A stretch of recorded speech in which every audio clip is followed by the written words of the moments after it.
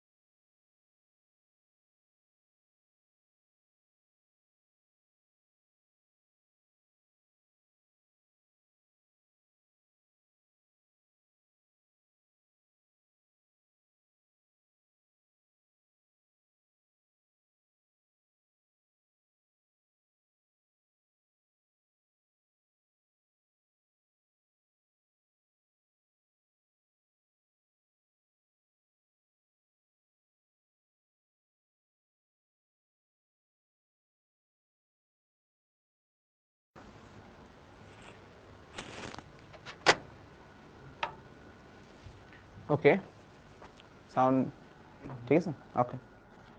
আচ্ছা, চলে আসলাম। তাহলে আমরা পড়াশোনা শুরু করি, তোমরাও আস্তে আস্তে রেডি হয়ে যাও। ওকে, তাহলে আসো শুরু করি। আচ্ছা, তো এই যে বলরেখার যে কনসেপ্টটা, একটু মনে করি যে বলরেখাগুলো কিভাবে আমরা আঁকতাম। যারা ভুলে গেছো একটু মনে করো যে বলরেখা কিভাবে আঁকতাম।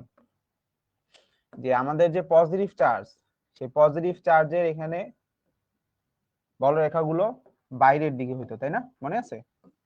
যে পজিটিভ চার্জের ক্ষেত্রে বলরেখাগুলো আউটওয়ার্ডস, মানে বাইরের দিকে।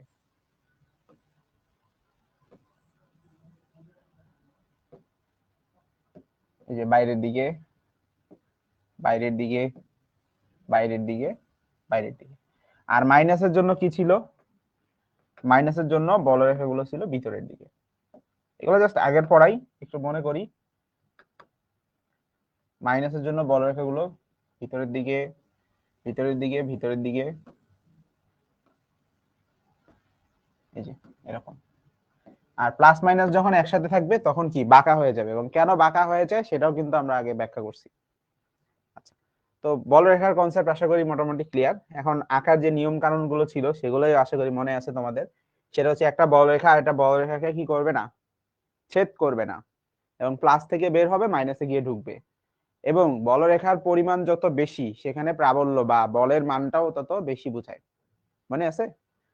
ধরো একটা চার্জ, ধরো এটা 2 কুলম, হ্যাঁ, 2 কুলম থেকে যেই পরিমাণে বলরেখা বের হবে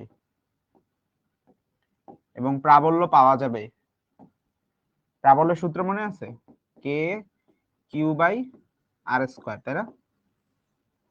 যে কিউ চার্জ থেকে আর দূরত্বে কোনো একটা পয়েন্টের প্রাবল্য। তাহলে কিউ যত বেশি হবে প্রাবল্য তত বেশি হবে, অর্থাৎ এখানে বলরেখার পরিমাণটাও তত বেশি থাকবে। আর এখানে 2 কুলম্বের জায়গায় যদি 4 কুলম্ব দেই, তাহলে এখানে বলরেখার পরিমাণটাও বেড়ে যাবে, ঘনত্ব বেড়ে যাবে, প্রাবল্য বেড়ে যাবে। তাহলে কিউ বাড়লে প্রাবল্য বাড়বে এবং বলরেখার পরিমাণও বাড়বে। ঠিক আছে, ওকে। আর বিপরীত চার্জের ক্ষেত্রে এটা তো আমরা দেখছি যে প্লাস থেকে বলরেখাগুলো বের হবে এবং মাইনাসে গিয়ে প্রবেশ করবে। আসো আমরা প্রথম উত্তরটা দিয়ে ফেলি। আমরা প্রথম পোল কোশ্চেনের উত্তরটা দিয়ে ফেলি। এখানে প্রশ্নটা দেখো, তড়িৎ ক্ষেত্র দেখা যায় না, কিন্তু বোঝানোর জন্য আমরা কি ব্যবহার করি? তড়িৎ ক্ষেত্র বোঝানোর জন্য কি ব্যবহার করি আমরা নরমালি?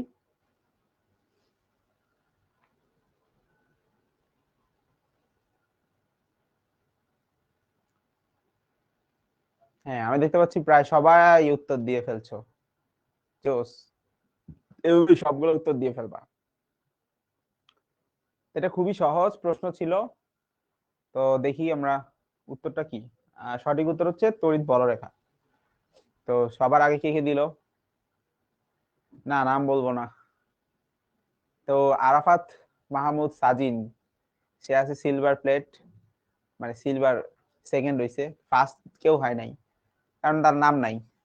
3 নাম্বার হচ্ছে সাইমা আছে, তারপরে আবিদ হোসেন আছে, নাকিবুল হক আছে, নাকিবুল হকের পাশে আকিবুল হক আছে, জোস।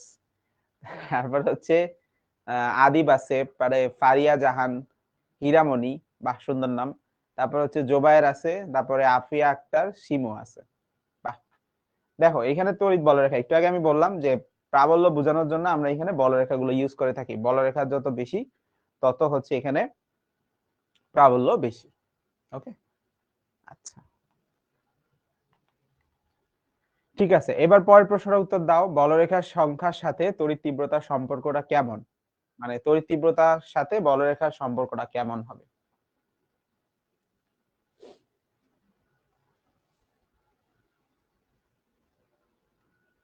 বলো কি হবে, তাড়াতাড়ি উত্তর দিয়ে ফেলো।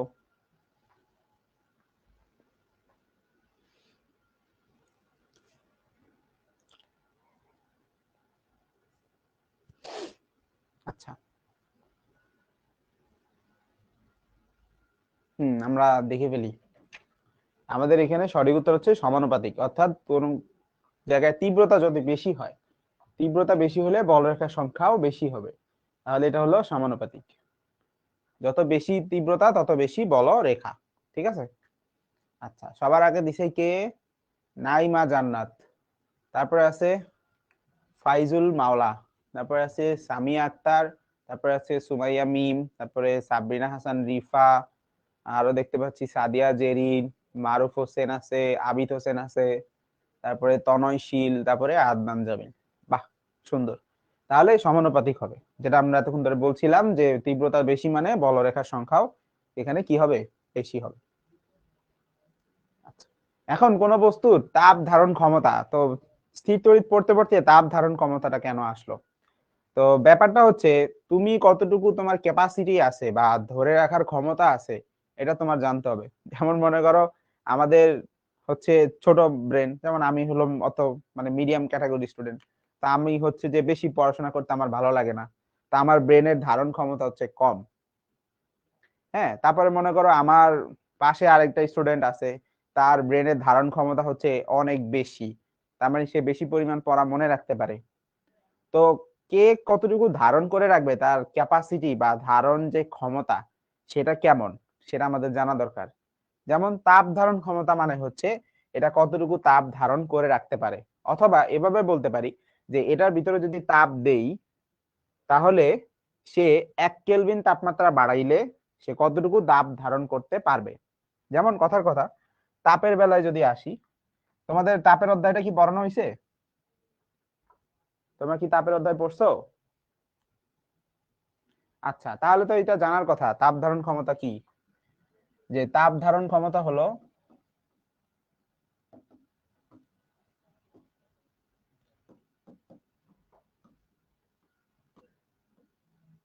এটা, না সরি, এটা হলো জুল পার কেলভিন, মানে কিউ বাই থিটা আমরা বলতে পারি, বা টি। ধরো কোন একটা বস্তুর টেম্পারেচার 1 কেলভিন আমি বৃদ্ধি করলাম, কোন বস্তুর টেম্পারেচার আমি 1 কেলভিন বৃদ্ধি করলাম, তাহলে এই বস্তুর মধ্যে কতটুকু তাপ জমা হইলো, ধরো 100 জুল। তাহলে এই বস্তুর তাপ ধারণ ক্ষমতা হচ্ছে 100 জুল পার কেলভিন। তো বস্তুর তাপ ধারণ ক্ষমতা 100 জুল পার কেলভিন, তার মানে বস্তুর মধ্যে 100 জুল যদি তাপ তুমি ধারণ করাইতে চাও তাহলে তাপমাত্রা 1 কেলভিন বাড়বে। তাহলে বলো দেখি, যদি এই বস্তুতে আমি 500 জুল তাপ দেই, তাহলে এই বস্তুর তাপমাত্রা কত কেলভিন বৃদ্ধি পাবে, বলো তো দেখি।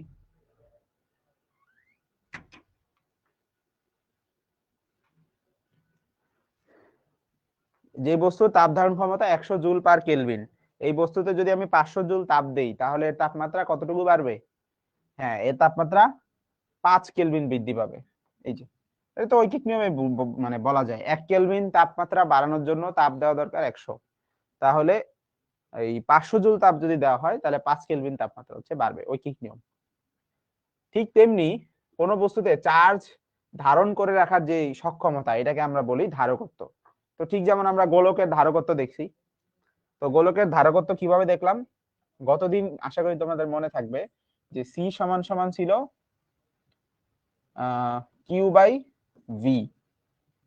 সি সমান সমান ছিল কি, কিউ বাই ভি, মনে আছে? কোন একটা জায়গায় যখন আমরা চার্জ জমা করব, কোন একটা জায়গায়, যেমন ধরো গোলকেরটাই, গোলকেরটা দেখাইছিলাম, গোলকে যদি আমরা চার্জ জমা করি,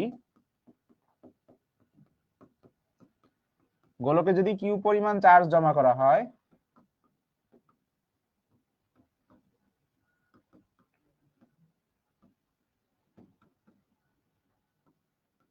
তাহলে এর বিভব হয় ভি, তাহলে এর বিভব হয় ভি। তাহলে 1 ভোল্ট যদি আমি এখানে বিভব পেতে চাই, তাহলে যতটুকু চার্জ জমা করতে হবে এটাই হচ্ছে তার ধারণ ক্ষমতা, চার্জ ধারণ ক্ষমতা বা সংক্ষেপে ধারকত্ব,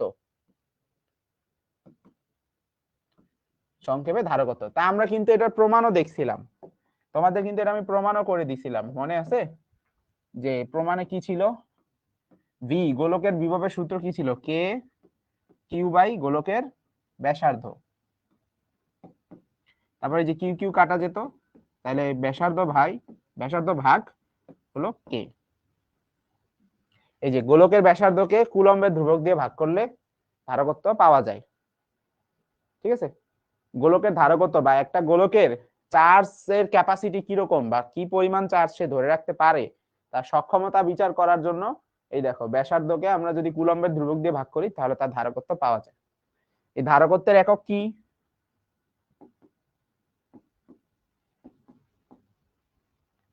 দেখো এখানে হচ্ছে চার্জের একক কি কুলম্ব, আর বিভবের একক হচ্ছে কি ভোল্ট।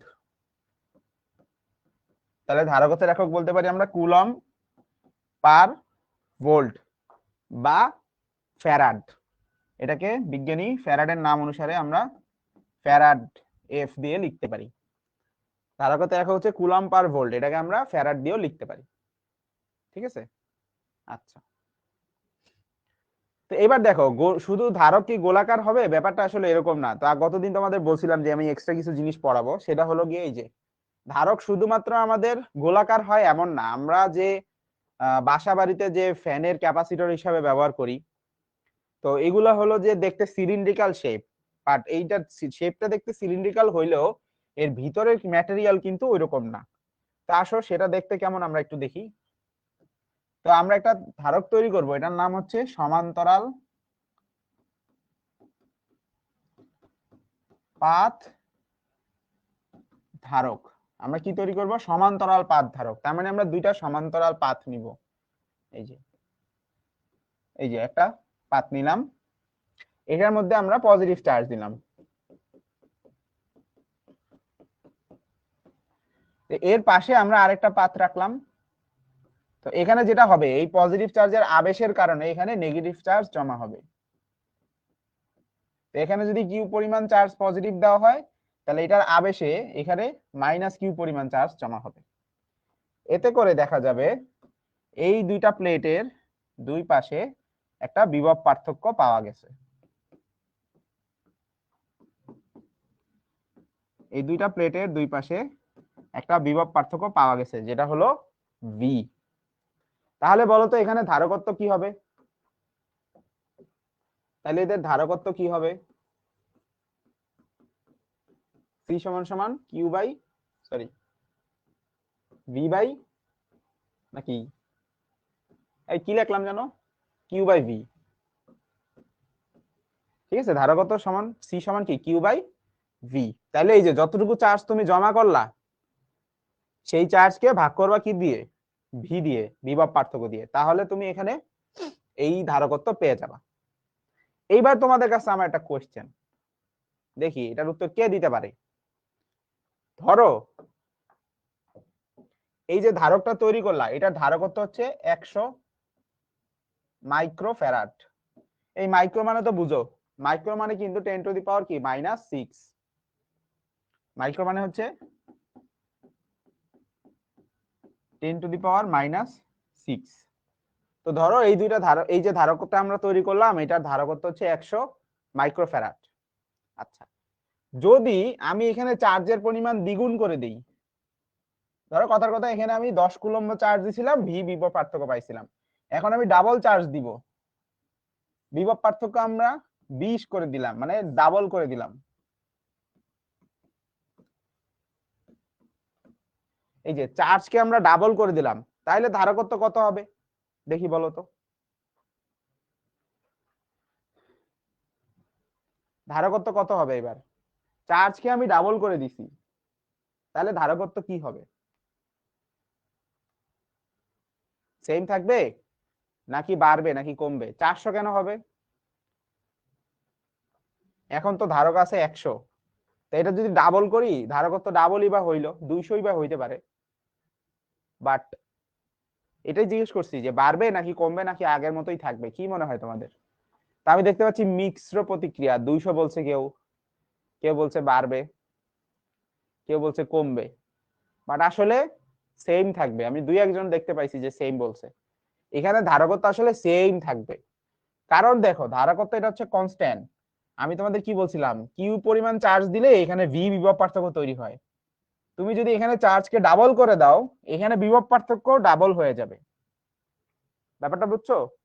চার্জকে যদি তুমি ডাবল করে দাও, বিভব পার্থক্য ডাবল হয়ে যাবে। তাহলে দেখো কিউ এর জায়গায় আসলো 2Q, তাহলে বিভব পার্থক্য ভি এর জায়গায় আসবে 2V।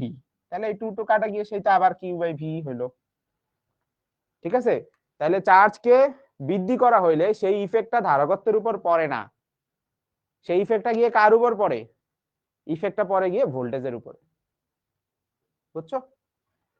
চার্জের পরিমাণ বৃদ্ধি করলে সেটার ইফেক্ট পড়বে ভোল্টেজের উপরে। আচ্ছা, ঠিক আছে।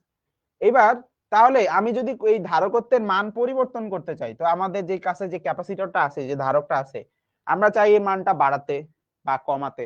এটা যদি চাই তাহলে আমরা কি করব? এটার জন্য আমাদের আরেকটা নতুন সূত্র শিখতে হবে, এটাই আর কি এক্সট্রা, যেটা তোমাদের বইয়ে নাই, যেটা বলতেছিলাম এতক্ষণ। দেখো, এই ধারকত্ব মানে হলো যে এপসাইলন নট মানে এপসাইলন এ বাই ডি। এটা এই এ মানে হলো এই যে পাতের ক্ষেত্রফল, এ মানে হচ্ছে পাতের ক্ষেত্রফল।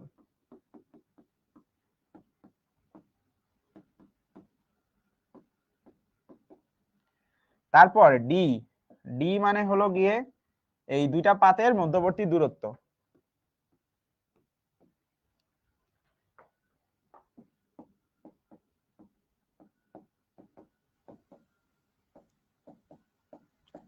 ঠিক আছে? আর এই যে এপসাইলন যেটা, এটা হলো মাধ্যমের ভেদনযোগ্যতা।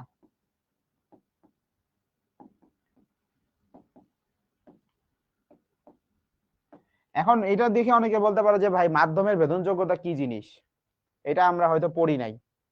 বা দেখো, আমি তোমাদের বলে দেই যে আমরা যে কুলম্বের ধ্রুবকটা বলি যে কে সমান সমান কি 9 × 10⁻৯, এই কুলম্বের ধ্রুবক এটা শুধু শূন্য মাধ্যমের ক্ষেত্রে প্রযোজ্য। এই যে কে কুলম্বের ধ্রুবক যেটা আমরা বলি, এটা হচ্ছে 9 × 10⁻৯, এটা হচ্ছে শূন্য মাধ্যমের জন্য।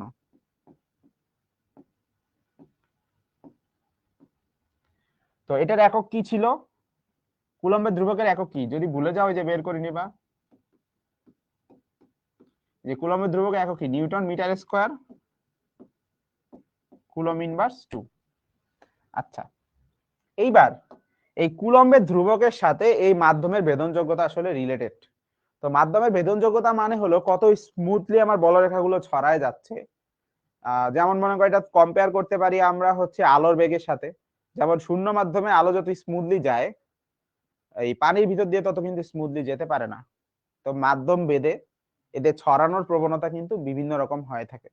তো শূন্য মাধ্যমের যেটা ভেদনযোগ্যতা, সেটাকে আমরা এই যে কুলম্বের কনস্ট্যান্টের মাধ্যমে প্রকাশ করতে পারি। এই যে এটা খেয়াল করো, তোমরা যদি এই মাধ্যমে ভেদনযোগ্যতা বসাও এখানে, তাহলে কিন্তু 9 × 10⁻৯ পাবা। এপসাইলন নট এর মানটা হচ্ছে 8.854 10⁻−12। তো বসাও তো সবাই, এখানে বসাই দেখো তো কে এর মান 9 × 10⁻৯ আসে কিনা। ভেদন মানে হচ্ছে ছেদ করে যাওয়া, এর মধ্যে দিয়ে যাওয়া, কোন একটা মাধ্যমের মধ্য দিয়ে যাওয়া, এটাই হলো যে ভেদন যোগ্যতা। হ্যাঁ, ভেদ্যতা আর ভেদন যোগ্যতা একই আসে। তাহলে এই ভ্যালুটা হলো আমার শূন্য মাধ্যমের জন্য। এখন অন্য একটা মাধ্যম যদি হয়, হ্যাঁ, এটা যদি অন্য একটা মাধ্যম হয়, তো সেই অন্য মাধ্যম যদি হয় তাহলে সেই মাধ্যমের এখানে বসবে সেই মাধ্যমের ভেদনযোগ্যতা। ধরো এটা যদি মনে করো পানি হয়, তাহলে পানি মাধ্যমের ভেদনযোগ্যতা বসবে। ব্যাপারটা বুঝছো? তাহলে যদি শূন্য মাধ্যমের হয় তাহলে তুমি এখানে সিম্পলি শূন্য মাধ্যমেরটা বসাবা, আর যদি অন্য কোনো মাধ্যম হয় তাহলে সেটা প্রশ্নে বলা থাকবে। আচ্ছা, এগুলো হলো এক্সট্রা টপিক তোমাদের বললাম। তাহলে বুঝছো, এই যে ডি এর মান যদি তুমি ছোট করো, এই যে ডি এর মান যদি ছোট করো, তাহলে ধারকত্ব বেড়ে যাবে। আবার যদি ক্ষেত্রফল বড় করো, এই যে প্লেট গুলো একটু বড় বড় সাইজের নাও, তাহলে এখানে চার্জ বেশি ধরে রাখতে পারবা, ধারকত্ব হচ্ছে বেড়ে যাবে। তাহলে চার্জ দিয়ে আসলে ধারকত্ব কন্ট্রোল করতে পারবা না। ধারকত্ব কন্ট্রোল করতে হলে এই প্যারামিটার গুলো তোমাকে টিউন করতে হবে, ক্ষেত্রফল চেঞ্জ করতে হবে প্লেটের, আর না হয় ব্যাসার্ধ, এই যে দুইটার মধ্যে দূরত্ব চেঞ্জ করতে হবে। ঠিক আছে?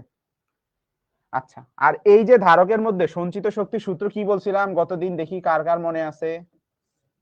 ইন্টিগ্রেশন দিয়ে প্রমাণ করে দিছিলাম। ওই যে কে জানি প্রমাণ দেখতে চাইছিল, ও কি সুস্থ আছে? একটা ছেলে ইন্টিগ্রেশন দিয়ে প্রমাণ দেখছিল, ও কি সুস্থ আছে?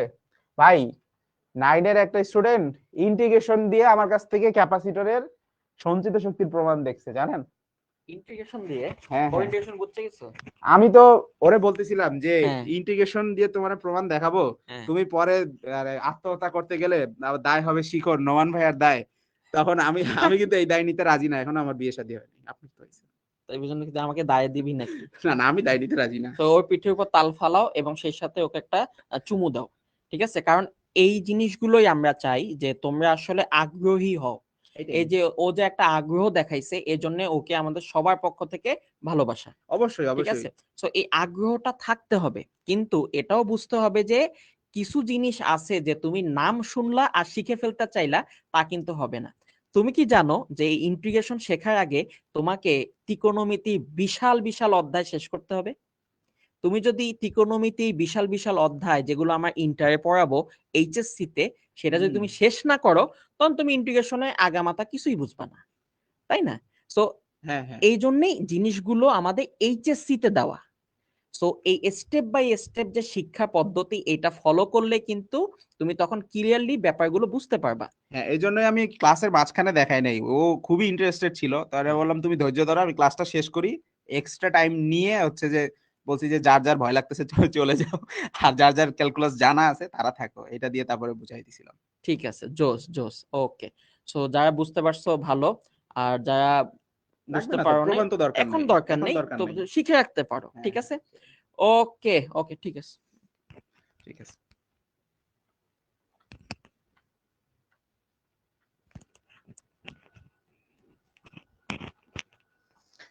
ওকে, ছোট্ট বন্ধুরা আসো, ধারকের সঞ্চিত শক্তি সূত্র কার কার মনে আছে আমি একটু দেখতে চাই।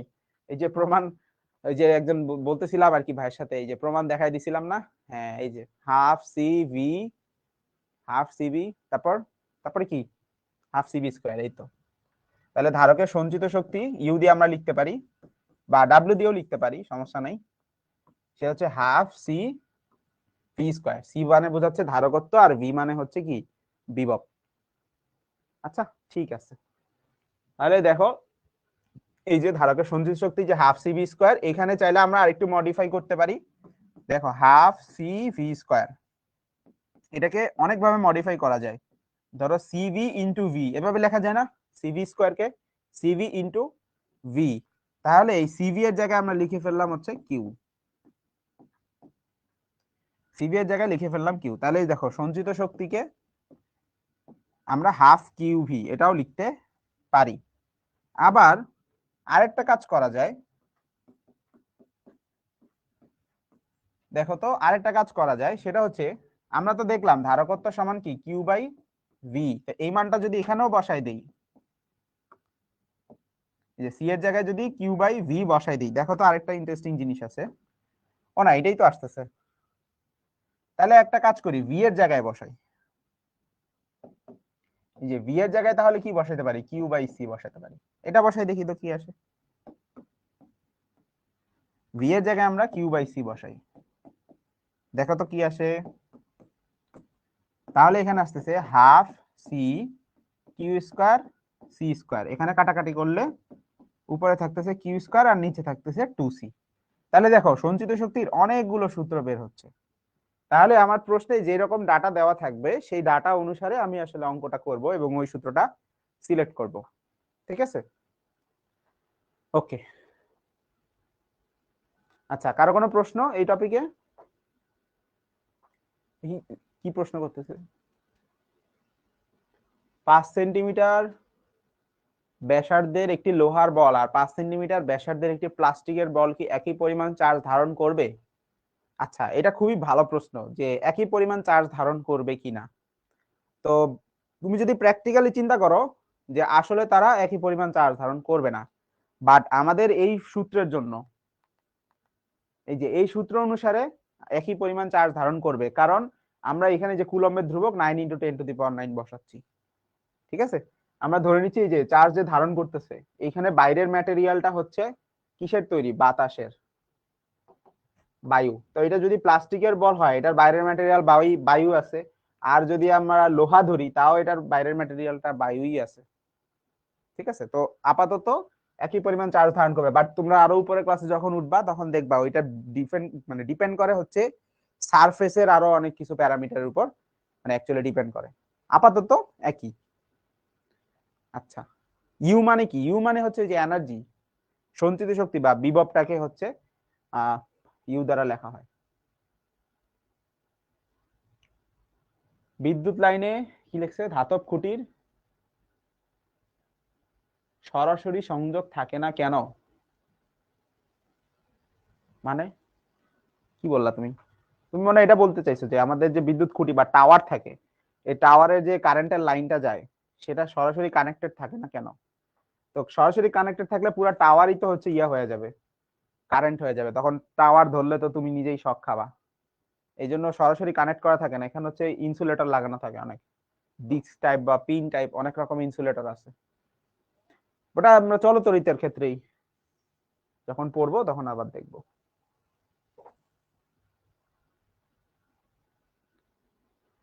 ফর্মুলা মনে রাখবা কিভাবে? এই যে পড়াশোনা করতে হবে, মনে করো কেউ একজন আরাম করে বিছানায় মানে শুয়ে শুয়ে ক্লাস করতেছে, আরেকজন খুবই মনোযোগ দিয়ে হচ্ছে টেবিলে ফোনটা রেখে খাতায় লিখতেছে, তাহলে তোমরাই বিচার করো কে আসলে এগিয়ে থাকলো। তোমরাই বিচার করো। যে শুয়ে শুয়ে ক্লাস করতেছে সে তো খালি মনোযোগে দেখেই যাচ্ছে, এটা অনেকটা ইয়ার মতো হচ্ছে ওই মুভি বা নাটক আমরা যেরকম দেখি, ব্যাপারটা অনেকটা সেরকমই হয়ে গেল। তাহলে এটা তো মুভি বা নাটক না, তোমাদেরকে হচ্ছে অ্যাক্টিভ হইতে হবে।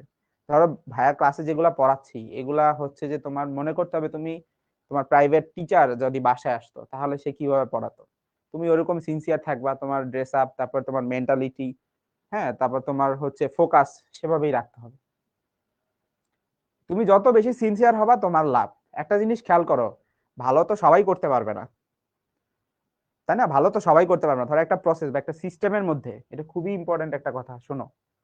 ধরো একটা সিস্টেম বা ধরো একটা মেশিন, ধরো এই মেশিন দিয়ে হচ্ছে জুতা তৈরি করা হয়, তো জুতা তৈরির কাঁচামাল আমি এখানে দিলাম, জুতা তৈরির কাঁচামাল আমি এখানে দিলাম, আউটপুট হিসাবে আমি জুতা পাইলাম। এখন সব জুতা কি একই রকম কোয়ালিটির তৈরি হবে? কিছু ডিফেক্ট থাকবে না? দেখা যাবে যে জুতার ভিতরে একটা ছিদ্র হয়ে গেছে বা জুতার একটা জায়গা ছিঁড়ে গেছে, ওইগুলা কি আর বিক্রির উপযোগী? ওগুলা তো বিক্রির উপযোগী না। তো আমরা হচ্ছে এরকম একটা সিস্টেম, তো আমাদের ভিতরে হচ্ছে যে পড়ানো হচ্ছে, এই যে তোমাদেরকে আমি পড়াচ্ছি, তোমাদের মনোযোগ ফোকাস এগুলার পরে না তোমরা একটা ফাইনাল প্রোডাক্টে হচ্ছে কনভার্ট হবা। বুঝতে পারছো? তাহলে তোমাদের সিনসিয়ারিটি এবং ডিসিপ্লিন এগুলো খুবই ইম্পর্টেন্ট। এখন তোমাদের ভিতরে যদি সেই ইয়াটা না থাকে, আত্মোপলব্ধি না থাকে, তাহলে তো সমস্যা। আচ্ছা, এই একই মেসেজ বারবার দিলে তো আসলে চলে যায় নিচে, তাহলে তো আমি পড়তে পারবো না। একটা মেসেজ একবার দিলেই হবে।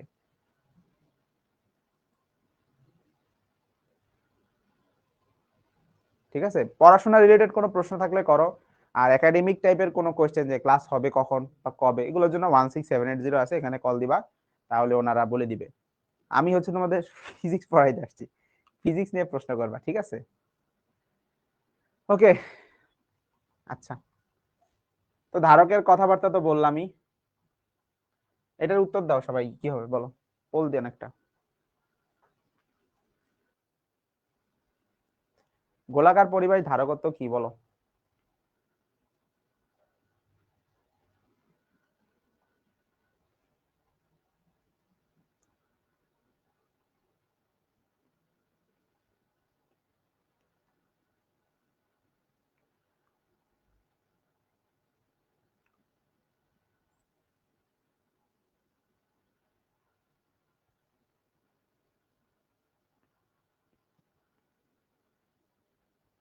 আচ্ছা দেখি সঠিক উত্তর কে দিছে। অফ করে দেন।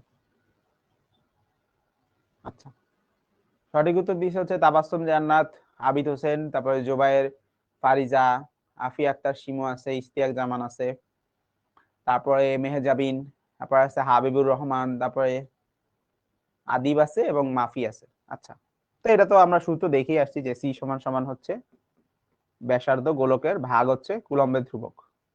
তো কুলম্বের ধ্রুবক হচ্ছে 9 × 10⁻⁹। এটার উত্তর কি হবে এটা দাও তো। 4 মাইক্রোফ্যারাড এবং 300 ভোল্ট বিভব পার্থক্য দেওয়া হলো, তাহলে ধারকের সঞ্চিত শক্তির পরিমাণটা কত হবে?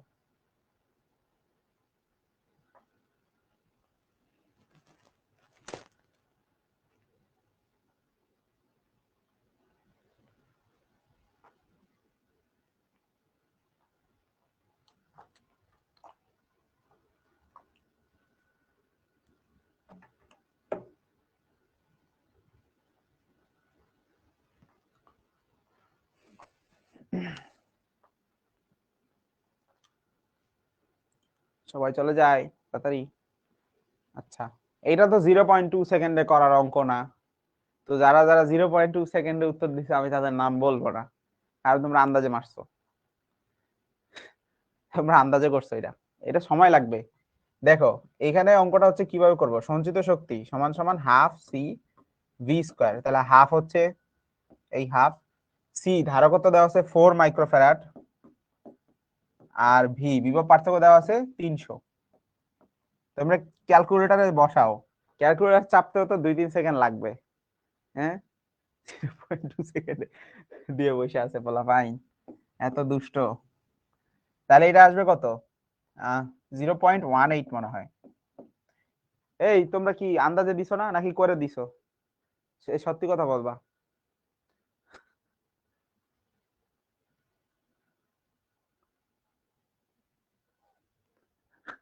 দুষ্ট ফাজিল। তাহলে এটা অঙ্ক করতে হবে যে হাফ সি ভি স্কোয়ার, এই যে সি হচ্ছে 4 মাইক্রোফ্যারাড এবং ভি হচ্ছে 300, তাহলে মান বসে দিলে 0.18 পেয়ে যাবে। ঠিক আছে, ওকে। আগের পলে বি আর ডি একই।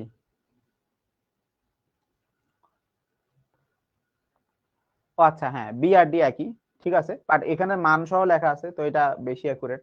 তবে ডি দিলেও হয়তো, পরীক্ষায় কিন্তু এরকম থাকে যে মনে হয় যে সবগুলা উত্তর কিন্তু এরকম হয় না, তো এগুলো কিন্তু ওই যে বোর্ডের প্রশ্ন থেকেই সিলেক্ট করা। তো খেয়াল করে দেখো এখানে যেটা বললা, হ্যাঁ বি আর ডি কিন্তু একই, বাট এখানে কে এর মান দেওয়া আছে, তো যেটা বেশি অ্যাকুরেট ওটা দাগাবা। খেয়াল করবা অনেক সময় এই 9 × 10⁹ দেখলেই দাগাই দিবা না, এককটাও খেয়াল করবা যে একক ঠিক আছে কিনা। হ্যাঁ এককও কিন্তু অনেক সময় ভুল দিয়ে রাখতে পারে, তো অনেকের মনে হইতে পারে যে মান তো সেম বাট এককটাও খেয়াল করে না। তো এই যে ছোট ছোট জিনিসগুলো যে বলে দিচ্ছি এই জায়গাগুলো কিন্তু লক্ষ্য রাখতে হবে। ওকে, আচ্ছা তাহলে এটার উত্তর হচ্ছে 0.18 জুল। আসলে এইটা করি তাহলে এবার। 12 কুলম চার্জ এবং 3500 ভোল্ট চার্জগ্রস্ত একটি পরিবাহীর বৈদ্যুতিক স্থিতিশক্তির পরিমাণ নির্ণয় করো। শক্তি সেম প্রসেস, করো দ্রুত করো।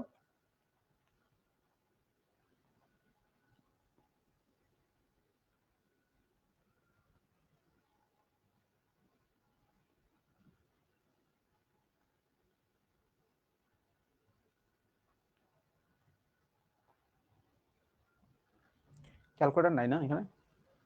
আছে?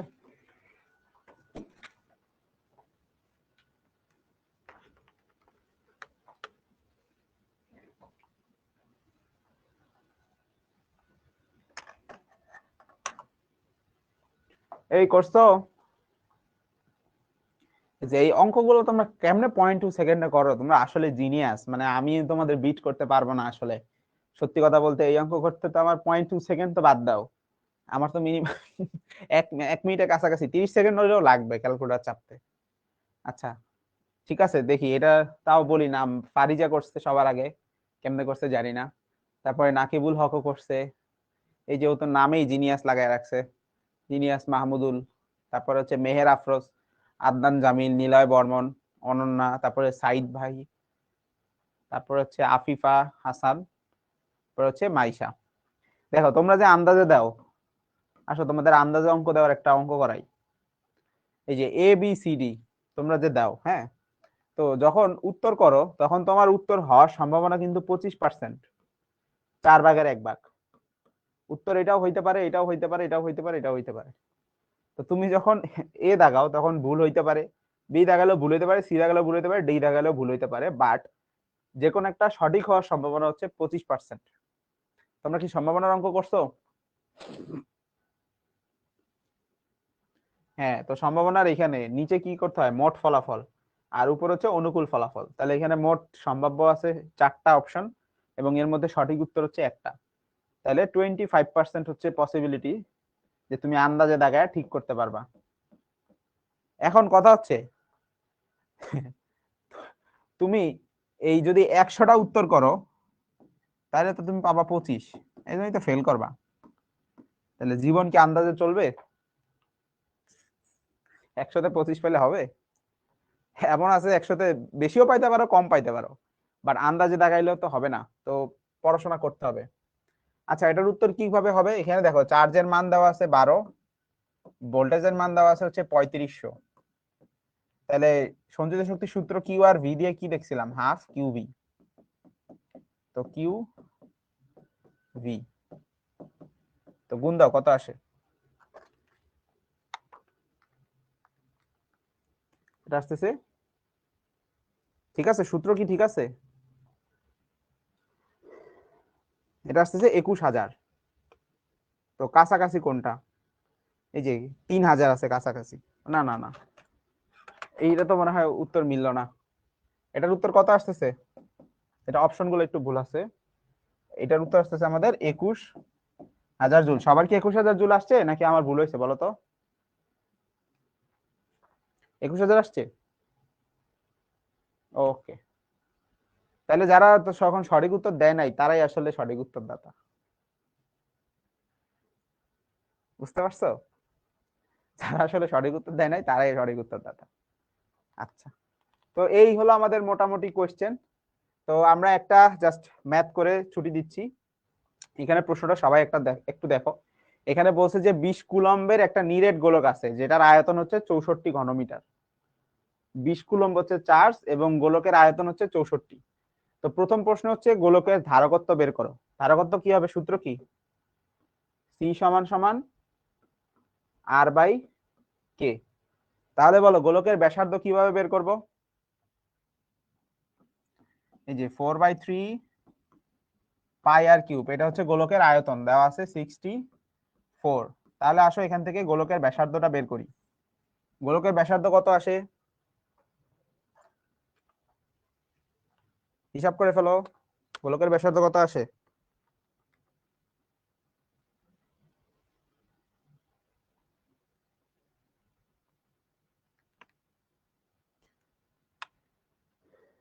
এই যে আর কিউবের মান আসতেছে আমাদের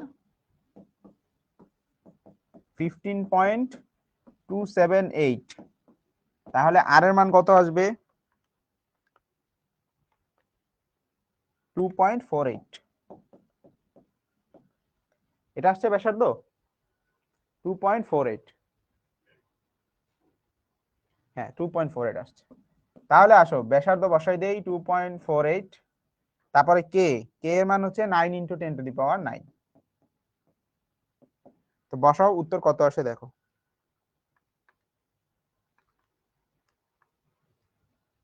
2.75 × 10⁻⁻10 ফ্যারাড। ঠিক আছে, ওকে,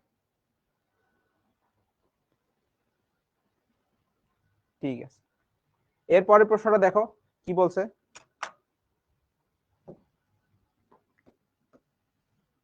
এরপরের প্রশ্ন কি বলছে দেখো। এখানে বলছে যে গোলকটিকে গলিয়ে সমান আয়তনের দুইটি গোলক বানানো হলে বড় গোলক এবং যে কোনো একটি ছোট গোলকের বিভবের তারতম্য কিরূপ হবে গাণিতিকভাবে দেখাও। এই গোলকটাকে গলিয়ে দুইটি সমান আয়তনের দুইটি গোলক বানানো হলো, তাহলে এটা তো বড় গোলক। এই যে এই গোলকটার সাইজ তো বড়, তা আমি যদি এখান থেকে আরো দুইটা গোলক তৈরি করি তাহলে এদের সাইজটা কি হবে? ছোট হবে। তোমার কমন সেন্স কি বলে? একটা বড় গোলক গলায় যদি দুইটা ছোট গোলক বানানো হয় তাহলে এদের সাইজটা কি হয়ে যাবে? ছোট হয়ে যাবে, আয়তন অর্ধেক হয়ে যাবে। ঠিক আছে, তাহলে এই বড় গোলকের আয়তনটা কত? 64। তাহলে এই ছোট গোলকের আয়তন কত? 32, এবং এখানে 32। তো প্রশ্নে জিজ্ঞেস করছে এই যে বড় গোলক এবং এই ছোট গোলক, এই দুইটা গোলকের মধ্যে বিভবের তারতম্য কিরকম হবে, মানে বিভবের মান বের করতে বলছে। তো বিভবের মান বের করবা বিভবের সূত্র দিয়ে। তাহলে বড় গোলকের বিভব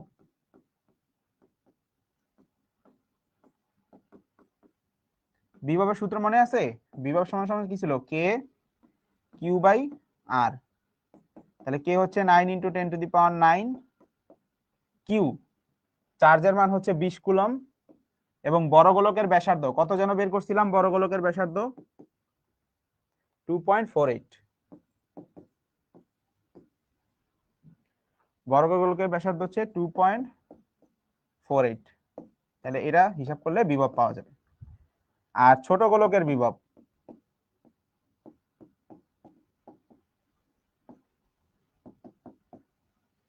ছোট গোলকের বিভব কিভাবে পাবো? এই যে ছোট গোলকের চার্জ ভাগ হচ্ছে ছোট গোলকের ব্যাসার্ধ। এবার দেখি বলো, ছোট গোলকের চার্জের মান কত বসাবো আর ব্যাসার্ধের মান কত বসাবো? বলো দেখি, ছোট গোলকের চার্জ কত হবে আর বড় এই যে ব্যাসার্ধটা কত হবে? এই যে ছোট গোলকের ব্যাসার্ধ যদি বের করতে হয় তাহলে ওই যে আয়তনের সূত্র দিয়ে করব। তাহলে ছোট গোলকের আয়তন সমান 32। তাহলে এখান থেকে ছোট গোলকের ব্যাসার্ধটা বের করে নিই। 32 × 3 ভাগ হচ্ছে 4 পাই, এটার ঘনমূল।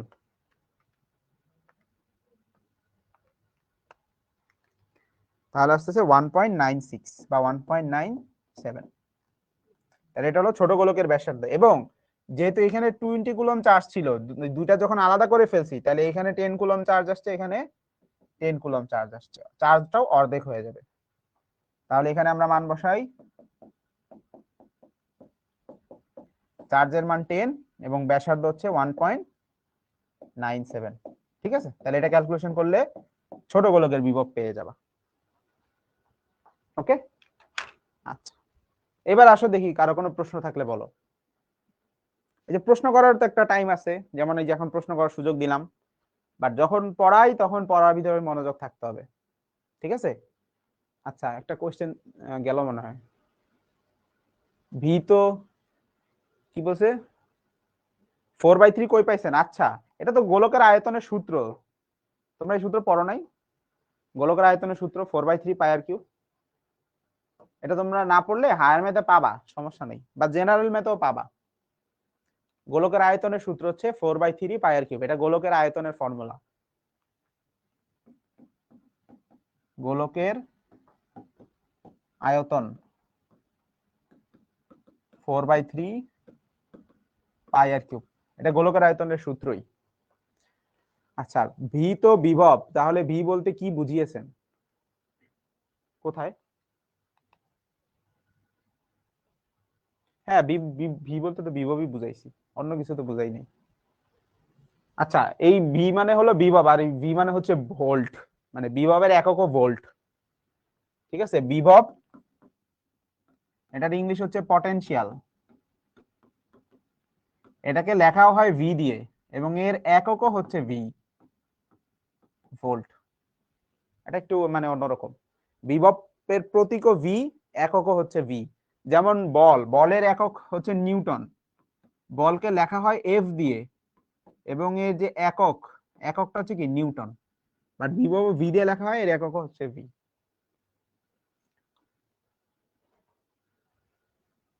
একটু নামান দেখি আর কোনো প্রশ্ন আছে কিনা।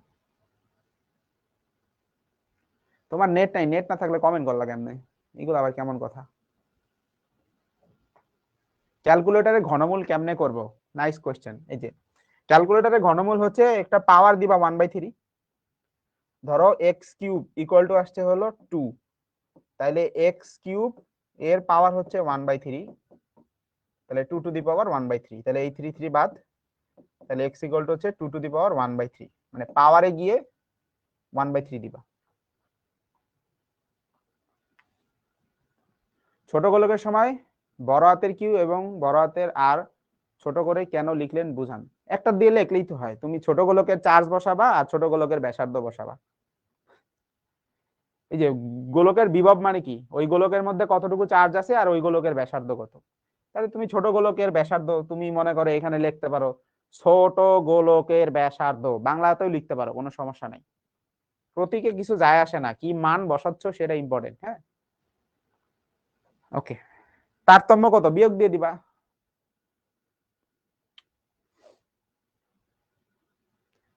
হ্যাঁ, ভি মানে তো শেষ বে, কিন্তু এখানে